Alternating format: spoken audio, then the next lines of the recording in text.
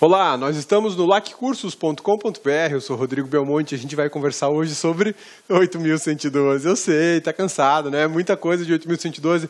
Pois é, mas a lei é gigante, ela tem mais de 250 artigos e a gente conversa mais um pouquinho hoje. Hoje a gente vai falar sobre regime disciplinar na 8.112, a gente vai falar sobre as questões vinculadas às faltas dos servidores, o que é proibido, o que é dever do servidor, que tipo de punição ele vai ter. Por isso que a gente tem regime disciplinar do 8.112 e hoje é a aula número 1. Vamos lá?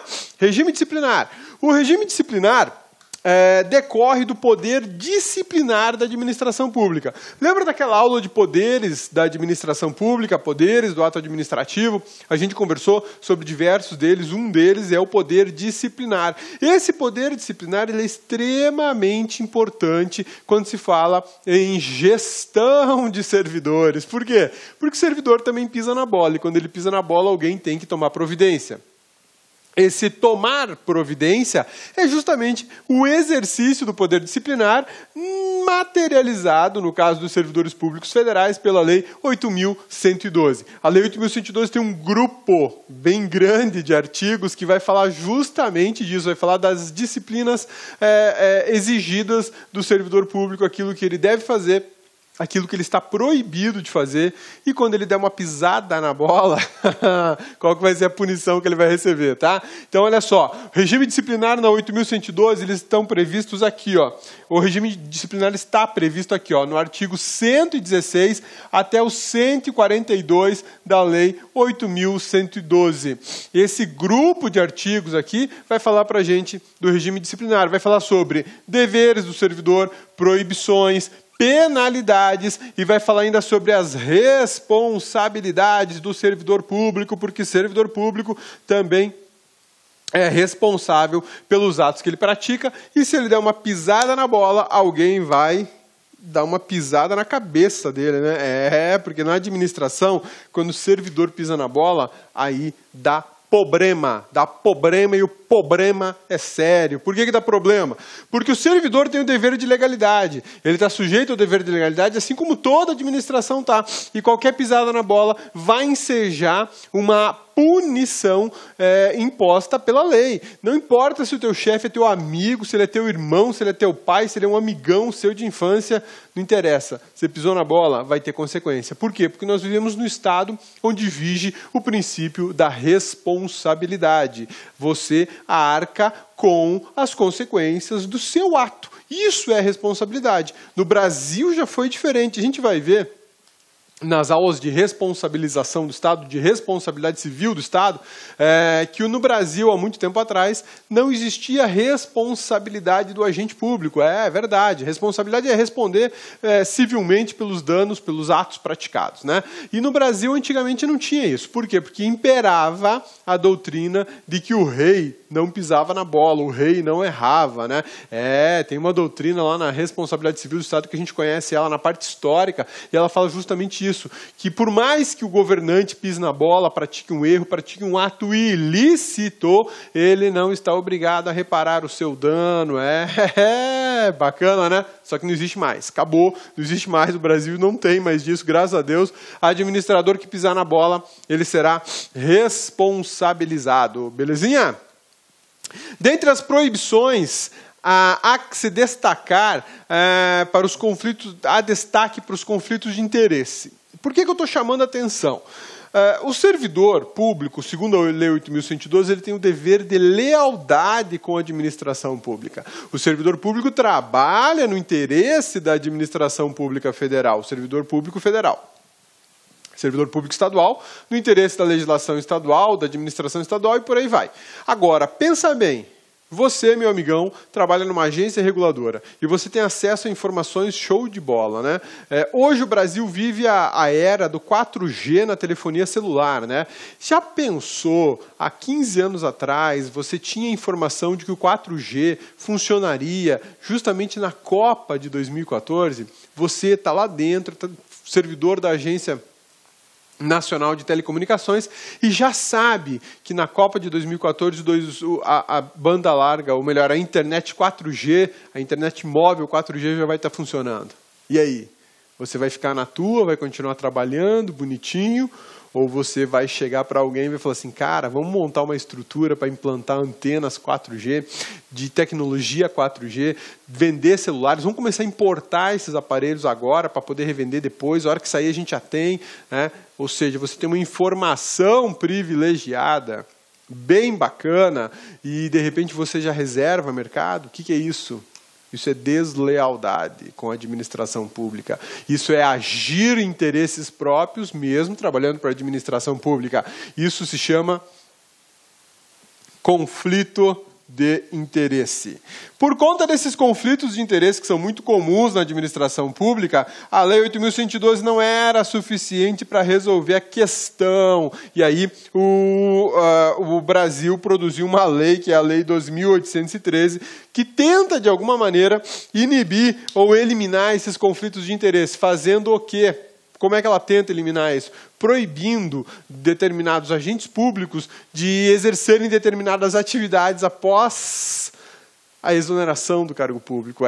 Já pensou num presidente da ANEL, da Anatel, da ANP, um cara que tem informações privilegiadas que valem alguns milhões de reais no mercado, né? O ministro de Fazenda é um cara que comanda o sistema financeiro brasileiro e ele tem informações privilegiadíssimas sobre a variação do câmbio, né? O presidente do Banco Central. Então, esses caras, eles têm acesso às informações que nós, pobres mortais, não teremos, senão quando aparecer lá bordoada na nossa frente, o aumento do dólar, despencar as ações da Petrobras, o aumento do custo da telefonia fixa, da telefonia móvel. Essas informações não estão à nossa disposição hoje, mas estão à disposição de um grupo muito seleto, um grupo que faz parte da alta administração da República. Então, para impedir que esse grupo nade de braçada no mercado financeiro, no mercado de telecomunicações, enfim, no mercado de forma geral, criou-se uma lei, que é a Lei 2.813, de 2013, né? E ela tenta, de alguma maneira, inibir o conflito de interesses, porque a 8.112 não dava conta do recado. A gente vai conversar sobre ela mais à frente, e aí a gente vai ver exatamente qual é a proposta da Lei 12.813, tá bom? Belezinha? Sussa, só anota aí, reserve essa matéria, porque já já a gente conversa sobre ela. São deveres do servidor público federal vinculado à administração pública federal direta ou indireta, todos regulados pela Lei 8.112. Exercer com zelo e dedicação as suas atribuições. Isso aqui parece que caiu no esquecimento, né? Às vezes a gente chega em algum órgão público federal, zelo e dedicação é o que não existe, né? Ser leal às instituições que serviram, ou seja, eu não vou catracar a minha administração, eu não vou abusar do acesso das informações que eu tenho para poder comercializar ou me dar bem na iniciativa privada, né? Observar normas legais e regulamentares, cumprir ordens superiores, exceto as manifestamente ilegais. Aqui a gente está vinculado à ideia de hierarquia que existe na administração pública. Muita gente não gosta da ideia de hierarquia, mas ela é fundamental na organização da burocracia. Burocracia não é burocracia. O Brasil vive uma era de burocracia, mas a burocracia é uma ciência da organização de serviços públicos e ela é fundamental, porque sem ela a coisa é muito pior. O problema é que o Brasil colocou um R a mais aí, né? A burocracia virou a burocracia. E isso gera problemas enormes. Dentre eles, o cumprimento de ordens de superiores e ordens sabidas indevidas, ilegais. A burocracia faz isso, faz com que pessoas que ocupem cargos de direção, chefia, assessoramento, deem determinações absurdas, determinações, ordens ilegais. Você, servidor público que estudou, que se preparou, que tem consciência do seu papel na administração pública, não é obrigado a seguir. Por isso que a gente fala que as ordens manifestamente ilegais. Cabeça, mas e as ordens manifestamente ilegais é o quê? Meu amigão, você trabalha na Polícia Civil. E aí o delegado fala para você o seguinte, você é agente de polícia, você trabalha na Polícia Civil. O delegado, que é seu superior hierárquico, diz assim, tá vendo o cara que está preso lá, algemado, dá 5 tiros na cabeça dele. Isso é manifestamente ilegal. Isso é um crime chamado homicídio, previsto no Código Penal, artigo 121. Você não vai dar 5 tiros na cabeça do cara. Ô, cabeça, pode dar 4? Não, você não vai dar nenhum, cabeçudo. Você tá doido? Aí, ó, é manifestamente ilegal. Eu defendo que na administração pública basta ser meramente ilegal para você se recusar a fazer. Aliás, se a gente for observar com maior precisão os princípios administrativos, eu posso me recusar a fazer, isso é uma construção, isso não está na 8.112. Mas se você for parar para pensar na existência dos princípios administrativos, ou melhor, nos princípios constitucionais aplicados à administração, o LIMP, legalidade, impessoalidade, moralidade, publicidade e eficiência, você não está obrigado a cumprir nenhuma determinação que contrarie quaisquer desses princípios. Por exemplo, praticar um ato ineficiente. Eu não tenho que fazer isso. Por quê? Porque isso fere a Constituição. Se fere a Constituição, eu estou na esfera da ilegalidade. Lógico, vai ser a esfera da inconstitucionalidade, mas de forma geral eu estou contrariando o sistema jurídico existente. Uma vez eu ouvi de uma procuradora o seguinte, lá do Ministério Público Federal, vai ter audiência amanhã e você imprime para mim todo o processo, faz um dossiê, né, um processinho, uma cópia para eu levar para a audiência. E eu falei, doutora, a gente já tem todo o processo digitalizado, é disponibilizado para a doutora um notebook ou um iPad para a doutora fazer a leitura na hora da audiência para não ter que imprimir.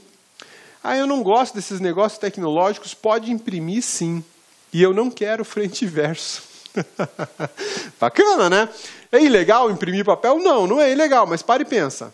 A administração adquiriu um notebook, adquiriu um iPad.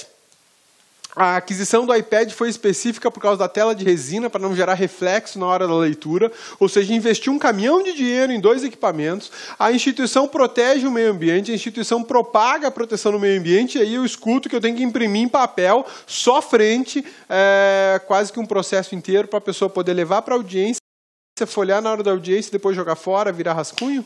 Isso é ineficiência. Isso é um desrespeito ao planejamento orçamentário e ao gasto administrativo. Isso contraria a economicidade na administração pública. Portanto, ela é ilegal, uma postura ilegal, uma conduta ilegal e um ato que viola a Constituição em diversos pontos. Ô cabeça, o que você fez? O cabeça não imprimiu. Ô, cabeça, não deu problema para você? Não, não deu. Né? Porque eu simplesmente disse à pessoa que eu não iria imprimir, que aquilo contrariaria as determinações do órgão se ela quisesse que ela providenciasse com outra pessoa, com um procurador-chefe, especificamente. Cabeçudo é assim. Por quê? Porque é estável, porque sabe das regras, porque não estava agindo de forma ilegal e não foi deselegante na hora de dar resposta. Pelo contrário, tratou muito bem a procuradora. Só disse, não posso fazer. Isso contraria determinações do órgão. Então, aqui, eu tenho que cumprir ordens, sim, dos meus superiores hierárquicos, mas as ordens ilegais, as manifestamente legais ou meramente legais, não cumpro. Nem você, quando estiver no seu cargo. Belezinha? Sussa? Tranquilos? Outra coisa, na tua prova, tem que aparecer essa palavrinha aqui, manifestamente legal. Manifestamente legal. Por que tem que aparecer? Porque está na lei, só por isso. Tá? Ou seja, tem que ser... A impressão que dá é que esse manifestamente legal está dizendo assim, o servidor público é tapado, então tem que ser uma coisa escrachada, né? Mas não é. É que muitas condutas elas só são ilegais a partir de uma análise mais aprofundada. E não se pode exigir que o servidor público, que não tem formação jurídica, tenha uma noção legislativa ou do mundo jurídico aprofundada. Então, é aquela gritante, aquela berrante, ele não precisa cumprir não, tá bom? Atender com presteza, esse é o que eu mais gosto. Atender com presteza o público em geral, prestando as informações requeridas, ressalvadas, protegidas por sigilo. Atender com presteza a expedição de certidões requeridas para a defesa de direito ou esclarecimento de situações de interesse pessoal.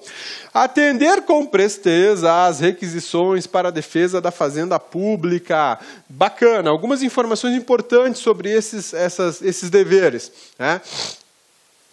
Atender público em geral, prestando as informações requeridas, ressalvadas e protegidas por sigilo. Existem informações que você, servidor público, não vai prestar. Por quê? Porque elas são protegidas pelo sigilo de dados, por exemplo. Você trabalha na Receita Federal e chega lá um Zé Mané qualquer e quer saber como é que está a declaração de renda da presidenta da República, desta republiqueta de bananas. E aí, o que você vai fazer? Você vai puxar lá a última declaração de renda dela e vai entregar para a pessoa? Lógico que não. Se você fizer isso, você praticou crime e provavelmente um ato de improbidade administrativa e certamente será demitido do seu cargo de servidor da Receita Federal. Então, esse você não pode fazer, você não pode passar. Expedição de certidões requeridas para defesa de direito ou esclarecimento de situações de interesse pessoal. Digamos que tem um servidor lá, um servidor que não está a fim de te ajudar e ele não imprime essa certidãozinha, ele não emite a certidão. O que você pode fazer? Vai impetrar o quê? Um o quê? Diz aí, cabeça, um habeas data. Bonitona, você está aí, bonitona? Ai, cabeça, estou aqui. Fala para esse cabeçudo, bonitona, qual é a ação constitucional que a gente vai ajuizar, impetrar, para poder receber uma certidão que a administração não quer emitir. Ai, cabeça, nesse caso vai ser a mandado de segurança, cabeça, não é o habeas data. Explica para o cabeçudo por que é o mandado de segurança e não é o habeas data. Porque o habeas data ele serve para ter acesso à informação. E aqui eu quero a prática de um ato típico administrativo, que é a certidão. Bom demais ouvir isso. Vai passar e vai passar logo, hein? Entendeu, cabeçudo? Cabeça, entendi. Tá beleza? Se não quiserem expedir sua certidão, você vai fazer o quê? Mandado de segurança. Pô, cabeça, mas e se eu quiser só acesso aos dados e a pessoa não quiser me dar, está me negando? Aí sim é o habeas data, acesso a dados, correção de dados ou inclusão de informações no banco de dados e a pessoa está te negando, a administração está te negando, aí é caso de habeas data. Agora, não saiu a certidão que eu pedi, não respeitaram o prazo, não tem justificativa, não tem tempo de emissão indeterminado. Opa, mandado de segurança, fio. Acabou a conversa, tá? E aqui, as requisições para a defesa da Fazenda Pública. Está lembrado que a Fazenda Pública, seus servidores, suas rotinas de trabalho, têm preferência sobre todas as demais na administração pública? Os caras não são fracos lá, né? Por quê? Porque eles mexem com dinheiro, só por isso. E é o dinheiro que alimenta o cofre federal que faz essa máquina chamada Brasil funcionar. Então, eles têm prevalência, eles têm preferência no atendimento das requisições. Se chegar, por exemplo, olha só que bacana, se chegar lá no Ministério da Saúde, um ofício do Ministério Público Federal e um ofício da Receita Federal pedindo exatamente a mesma coisa, quem vai ser atendido primeiro? A Receita Federal. Por quê? Porque eles têm preferência. Bacana, né? Então vamos lá. O que mais que a gente tem aqui? Levar as irregularidades de que tiver ciência em razão do cargo a conhecimento da autoridade superior ou, quando houver suspeita de envolvimento da autoridade superior, ao conhecimento de outra autoridade competente para a apuração. Isso aqui é o dever de representação. Anota aí no seu slide, anota no material, é dever de representação. Maravilha, né? Dever de representação. Você, servidor público, tem o dever de representar ilegalidades que tomar conhecimento em razão do exercício do seu cargo. E você deve reportar a ilegalidade automaticamente à esfera superior da qual você faz parte. Se a autoridade superior que está envolvida na tramóia, você vai procurar a autoridade superior a ela. E se a autoridade superior a ela também está envolvida na tramóia, você está numa situação bem delicada. Então, acho melhor você sair de fininho e vai lá no Ministério Público Federal ou no Ministério Público Estadual ou lá na polícia e dar o recado para a galera para eles tomarem providência, tá? Ou cabeça, se lá no MPF, no MP e na polícia tiver envolvido, cara, se chegar nesse grau de corrupção e de perturbação do povo no Brasil, da administração pública no Brasil, é melhor a gente ir embora, né? Vamos embora e o último que você apaga a luz, porque alguma coisa tem que funcionar nesse país, né? Pelo amor de Deus. Zelar pela economia de material e conservação do patrimônio público. Aí, o que eu falei? Por que o cabeça não imprimiu o papel, sendo que o negócio estava digitalizado? Tá aqui, tem que zelar, e isso é economicidade. O Cabeça trabalha no Ministério Público Federal em Anápolis. Esses dias chegou uma notícia lá assim, gurizada, por conta da crise do país, vocês têm que economizar. Vamos economizar o quê agora, né? Aí o Cabeça já falou, ó, vou economizar, vou trazer uma máquina de escrever para colocar no lugar do meu computador aqui, ó, do computador que eu uso. Ó, vamos parar de gastar energia com o monitor e com o computador, ó, datilografar, né? Daqui uns dias, por conta da necessidade de economizar, não vai mais ter prova de digitação em concurso, de prova de datilografia, aquelas máquinas de catamilho, né?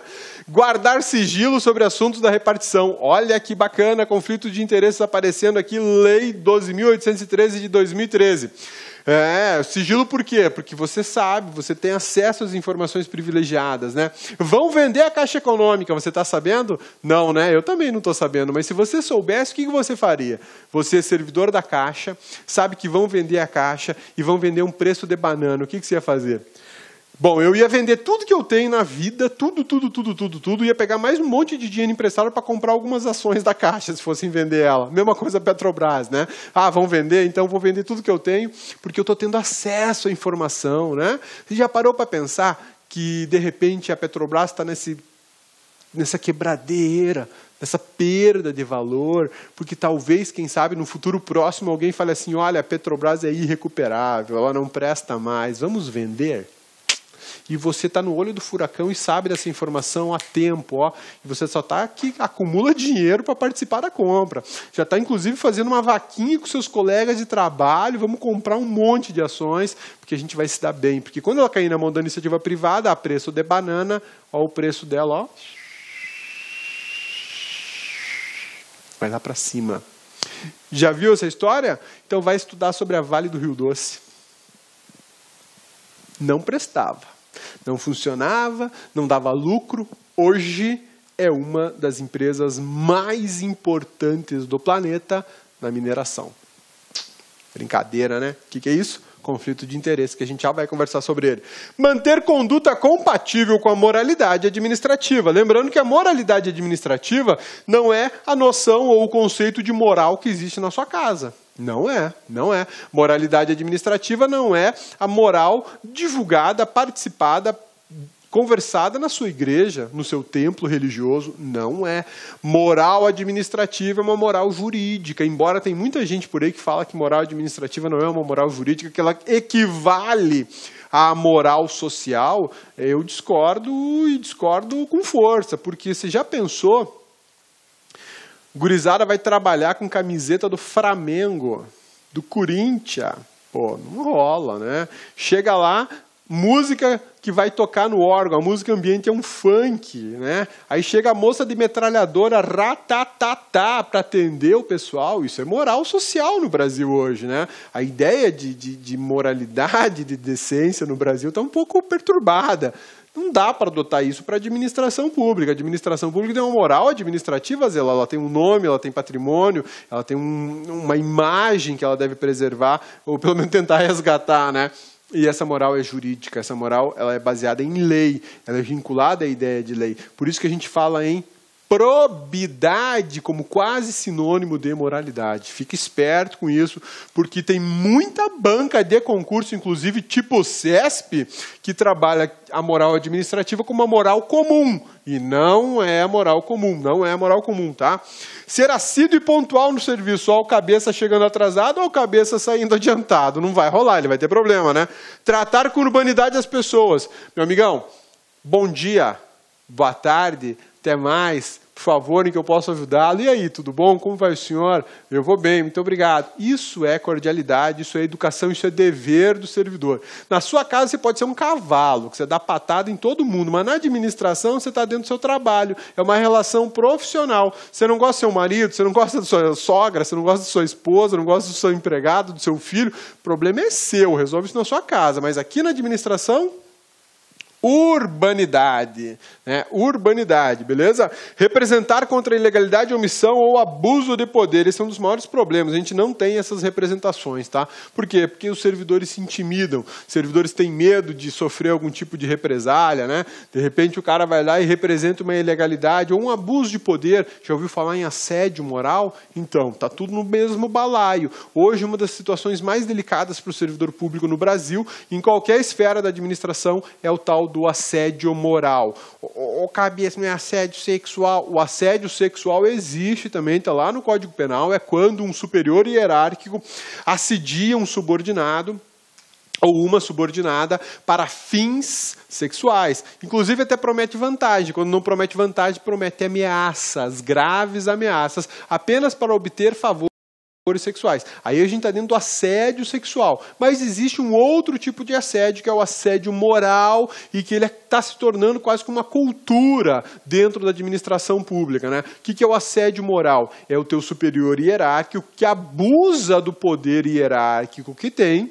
e te condiciona a trabalhos com sobrecarga, em horários extenuantes, exigência de metas, muitas vezes além das suas forças e das forças da equipe. É o cara que te distrata, é o cara que faz você passar vergonha na frente das outras pessoas, né? Você, por exemplo, esqueceu uma vírgula no texto. Ele fala, pô, você é um analfabeto, você não sabe escrever, você fez concurso, você comprou a vaga na frente das pessoas, falar dessa forma, com essa grosseria, com essa indelicadeza, não rola, não rola. Você pode falar, olha, aqui vem uma vírgulazinha, vamos dar uma olhada, estou com dúvida, né? Dá para consertar?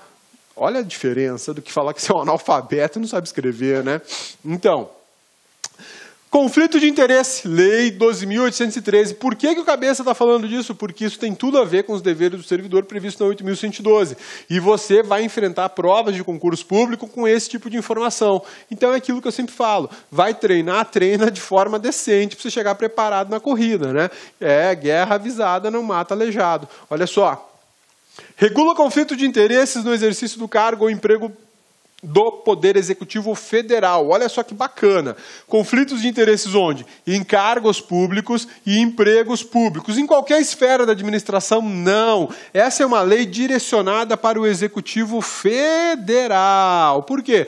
Vai ver que é por conta do grau de corrupção que existe dentro da administração brasileira, né?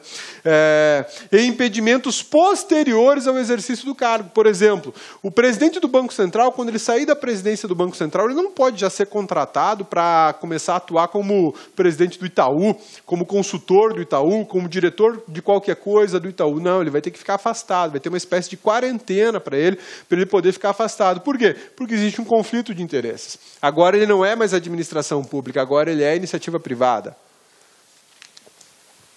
E aí ele vai trabalhar com um domínio de informações privilegiadas que pouquíssimas pessoas têm no país. Ele vai se dar bem. Em detrimento de outros que não terão acesso ao mesmo grau de informação, né? O conflito de interesse envolve ocupantes de cargo ou emprego público no Poder Executivo Federal. A finalidade de impedir que agentes públicos se beneficiem de informações privilegiadas, né? E é privilégio, não é privilégio, é privilégio. Direcionando aos agentes públicos de alta, direcionado aos agentes públicos de alto escalão. A gente está falando de quem? De ministros, de diretores e presidentes de agências reguladoras, de presidentes da República, de presidente do Legislativo, do Judiciário, inclusive, né? Toda essa galera aí, eles estão sujeitos, na verdade, do Legislativo e do Judiciário não, né? Por quê? Porque a lei fala só do Executivo Federal. Mas é uma norma que poderia se estender com absoluta tranquilidade ao Legislativo, ao Judiciário, inclusive ao MPU, tá? Mas ela é aplicada especificamente para membros do Executivo Federal. Belezinha? Então vamos em frente. Conflito de interesse. O que é isso? Situação gerada pelo confronto entre interesses públicos e privados que possa comprometer o interesse coletivo ou influenciar de maneira imprópria o desempenho da função pública. E aí? Existe isso no Brasil? Complicado, né? A gente entende mais. Você já deve ter ouvido falar na sua cidade aí que determinadas pessoas compraram terrenos na sua cidade e por acaso compraram tão bem, por um preço tão baixo, numa área que anos depois foi de extrema valorização. Como isso? Né? Foi sorte? Muitas vezes foi. O cara estava de olho, gostou da área e comprou, né? Suspeitou que poderia melhorar no futuro. Muitas vezes não. Muitas vezes a pessoa tem acesso a informações importantes da prefeitura, para onde a cidade vai crescer. Vou para aquele lado lá. Vai lá e compra a chacrinha que hoje vale 1.000, daqui 5 anos vai estar valendo R$1 milhão. porque vai ter valorização imobiliária para aquele lado. É lá que vai ter rodovia, é lá que vai ter posto, escola, bancos, prédios, condomínios fechados, é para lá. Vamos para lá, pode comprar lá. Isso é o quê? Acesso a informações privilegiadas. Isso é o quê? Conflito de interesse público e privado. Isso gera, de forma geral, dano ao interesse coletivo.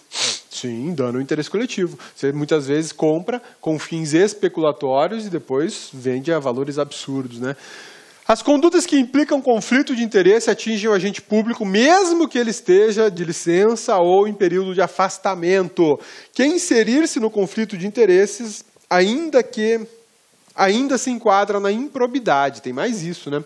Tem mais a improbidade a reboque. Tá bom? Proibições, segundo a 8.112, vamos falar um pouquinho de proibições agora previstas, o que é proibido, o que é vedado ao servidor público da administração pública federal, regulado pela 8.112. Ausentar-se do serviço durante o expediente sem prévia autorização do chefe imediato. Olha, essa aí, se levasse a sério, não tinha ninguém no serviço público. Não tinha, pô. O mais comum é isso, o servidor deu bobeira e ele vazou. Por que isso? Porque, pô, muitas vezes o cara quer ir ali comprar um pão de queijo, tomar um café na rua, tomar um suco, né? E aí ausentou-se. Se for só nesse padrão, vou ali buscar um lanche e volto, 5 minutinhos, 10 minutinhos, tá beleza, não é nada demais. Ninguém vai morrer e o órgão não vai quebrar. Mas tem cara que chega, bate o ponto, vaza do órgão e só retorna no final do dia, bate o ponto para dar a saída. Ele foi trabalhar. Complicado, né? Então, daí a ideia da autorização do chefe imediato. O chefe imediato autorizou, então está autorizado, né? Retirar sem prévia anuência de autoridade competente qualquer documento ou objeto da repartição. Aqui é um outro ponto bem interessante, né? Você não vai poder levar para casa documentos do órgão, você não vai poder levar para casa o computador do órgão, a não ser que você tenha autorização para tanto, né? Recusar fé pública a documentos, recusar fé a documentos públicos, melhor dizendo, recusar fé a documentos públicos. Cidadão chega para você e apresenta uma cópia de um documento qualquer, com aquelas cópias autenticadas por cartório, né? E você recusa, não vou receber, só quero original. Para que isso? Qual a finalidade? Né? Existe uma suspeita de falsidade do documento, de fraude ou coisa do gênero? Me parece que não. Então você não pode recusar a fé pública do documento. Opor resistência injustificada ao andamento de documento e processo ou execução de serviço. Ou seja, é aquele servidor que senta a bunda em cima do seu processo e fala, quer rir? Tem que fazer rir. Infelizmente, na administração tem dessas, né? Promover manifestações de apreço ou desapreço no recinto da repartição. Meu amigão, você que vai estar pensando em trabalhar com a sua camisa do Flamengo ou então com a sua camisa do Corinthians, presta atenção, você não vai poder manifestação de apreço lá dentro, né? Sou corintiano, sou flamenguista, não vai rolar porque você pode tomar um processo administrativo, né? Imagina você chega lá, todo felizão com a camisa do Flamengo e o seu chefe é vascaíno. Assistindo o jogo na segunda divisão, aí é bom demais, hein? O que vai acontecer? Vai dar problema. Cabeça fala esses exemplos bizarros, porque isso é o mais comum que existe no órgão público, né? As pessoas se fantasiar com camisa de time de futebol. Mas não é só isso. Tem gente que fala mal do chefe, tem gente que fala mal do colega, tem gente que fala mal do superior hierárquico, tem gente que fala mal do administrado, do cidadão que veio pedir ajuda lá para você. Então essas manifestações de apreço ou desapreço, elas são proibidas ao servidor público, tá? Cometer a pessoa estranha à repartição, fora dos casos previstos em lei, o desempenho de atribuição que seja de sua responsabilidade ou de seu subordinado, né? O estagiário, já ouviu falar? Tem o estagiário está lá para aprender e ele vai fazer atividades diferenciadas porque ele está lá para aprender um ofício, uma atividade ou aperfeiçoar a faculdade que ele está fazendo, né? E, de repente, o estagiário vira servidor público, trabalha mais que o chefe dele. Ele é estranho ao órgão, ele não é concursado, ele é só um estagiário, ele tinha que fazer atividades de complexidade inferior. Mas aí, você está passando o seu serviço para ele. Aqui onde é que você vai entrar? Isso aqui vai dar PAD depois, né? Gera suspensão no serviço público. Coagir ou aliciar subordinados no sentido de filiarem-se à associação profissional ou sindical ou partido político, né? Isso aqui é uma monstruosidade, né? Manter sob sua chefia imediata em cargo ou função de confiança, cônjuge, companheiro, parente até segundo grau civil. Quem é que lembrou? Quem é que lembrou? Súmula vinculante, né? Vedação ao nepotismo. Esse é um ponto bem interessante, porque a 8.112 ela já falava dessa proibição de você ter como subordinado um parente seu até segundo grau ou cônjuge companheiro. Mas a 8.112 nada, era quase a mesma coisa. O que aconteceu? O Supremo Tribunal Federal teve que baixar uma súmula, a súmula vinculante número 13, acabando com a folia. Hoje a situação é um pouco mais delicada. Não se consegue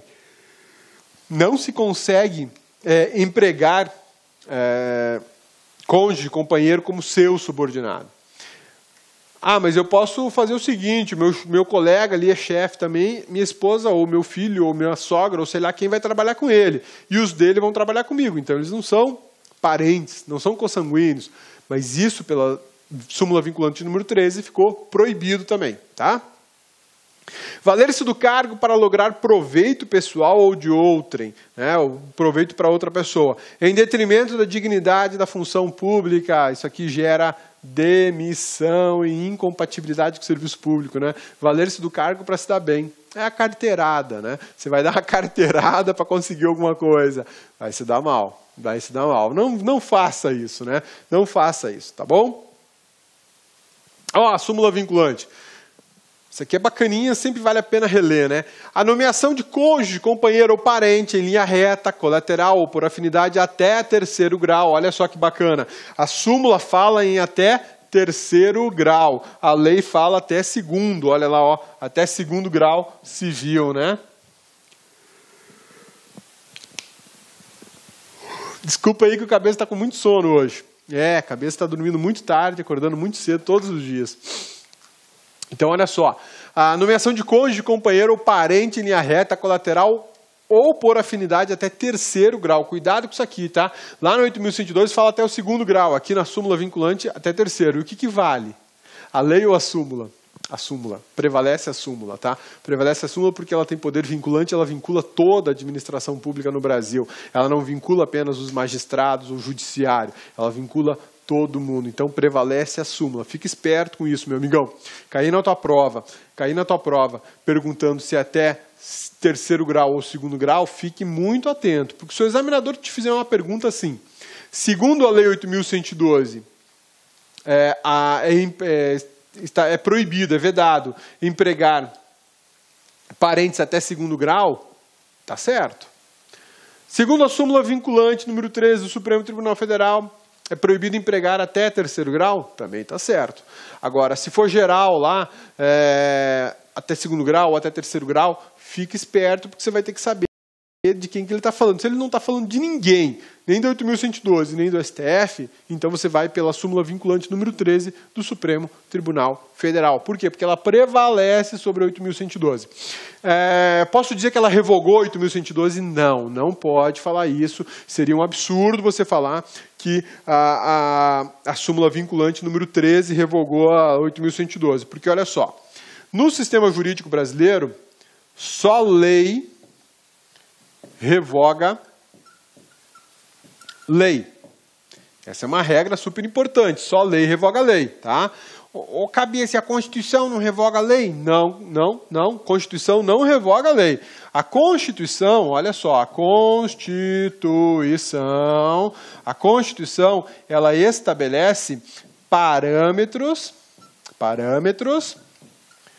de constitucionalidade, tá? Quando você tem uma norma que está batendo de frente, né, com a Constituição, foi de encontro com a Constituição, aí a gente está diante de uma inconstitucionalidade, tá? E eu posso, perante o Supremo Tribunal Federal, conseguir a declaração de inconstitucionalidade de uma norma que ela some, desaparece, mas ela não foi revogada. Agora, eu quero revogar uma lei, eu preciso de outra lei. E súmula não revoga lei. Súmula não revoga a lei. Pô, cabeça, mas se a súmula não revoga a lei, como é que eu vou aplicar a súmula vinculante número 13 no lugar da 8.112?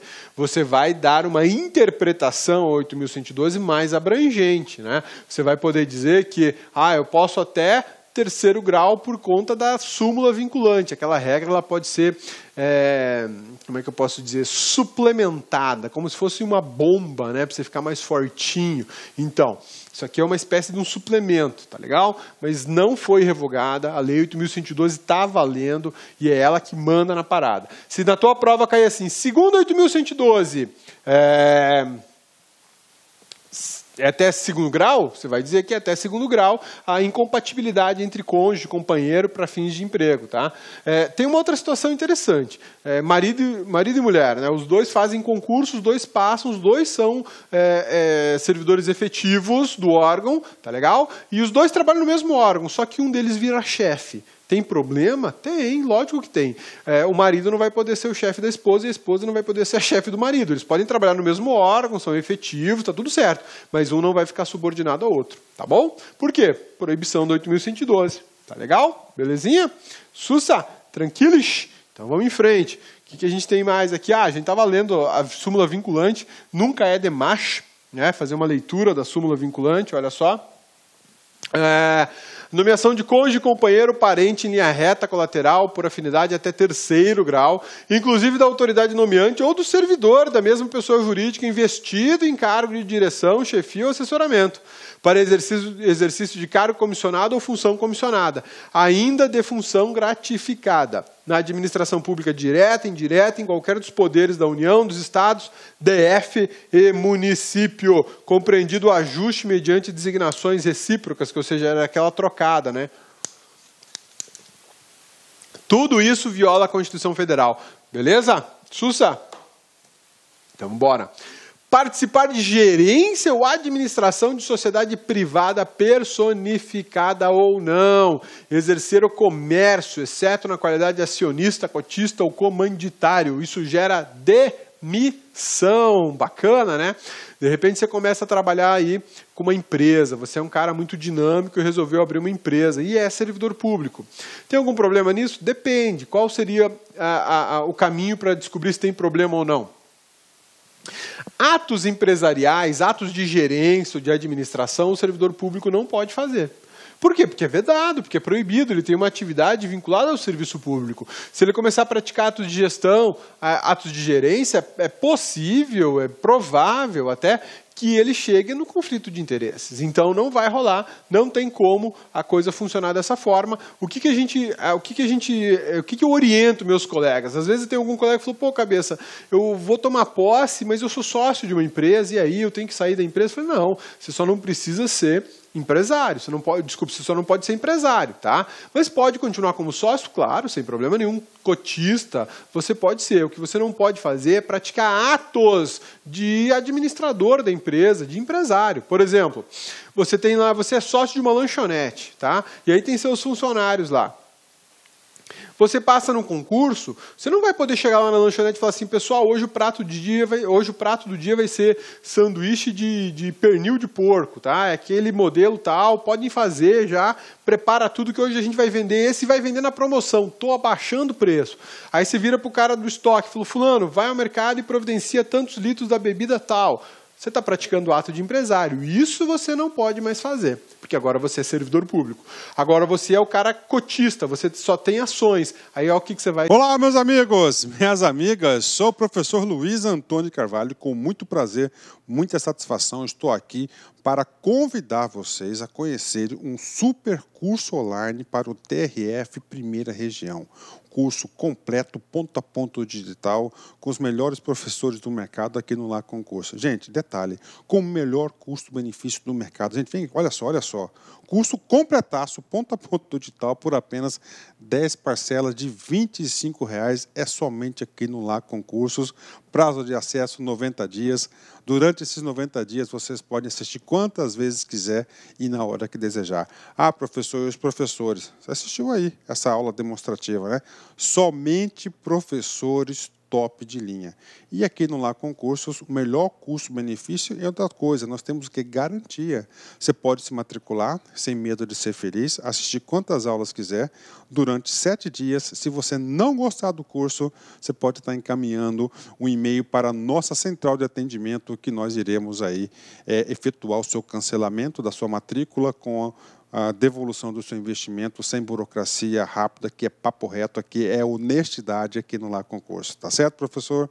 Tá certo, pessoal? Gente, esquecendo, você gostou da aula do professor? Você quer esse material de apoio? Então clique aqui embaixo, tem um link aqui embaixo, você pode fazer o download do material de apoio gratuitamente no site do LAC. Espero vocês. Um forte abraço. Tchau, tchau.